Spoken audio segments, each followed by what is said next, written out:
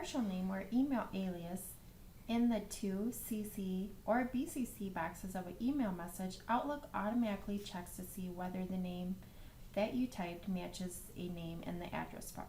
If you don't see the name or email address that you are looking for, you can filter your search options a few different ways.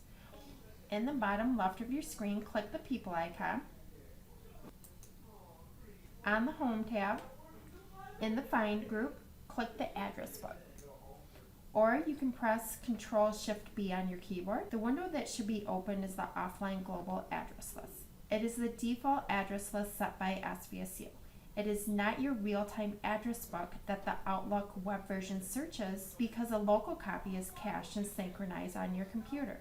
From this window, you can now search for people by typing in basic information in the search box, such as a person's full name, partial name, or email alias. You can modify which address book is set by default here. To do this, click Tools in the menu bar, then Options. Within this window, start with the Global Address List is enabled by default.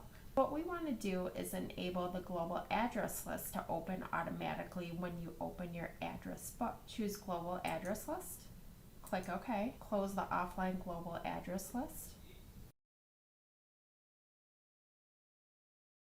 Next, I'm going to show you how to search for a contact when composing an email. Click the email icon, that is the envelope icon, next to your calendar.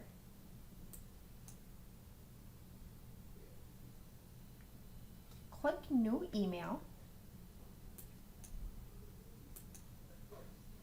Alternatively, you can press Ctrl+N on your keyboard to start a new email message.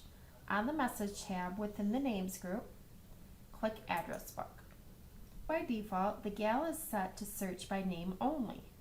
However, this option doesn't provide an accurate search result as it only searches the first column in the global address list.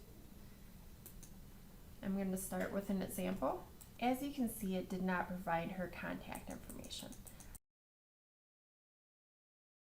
The way to provide a more accurate search is to select the More Columns radio button. Once you select the More Columns radio button, the button will remain selected. I'm going to go ahead and click Go. There she is. I'm also going to show you that you can type in a partial name and you will still get your recipient. I can type in an email alias. It's not going to give me an exact search, it's going to give me matches. And when you're done, click OK.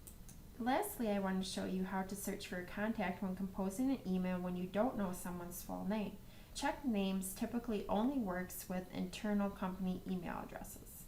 It appears as a head and shoulders image of a person accompanied by a check mark next to your address book.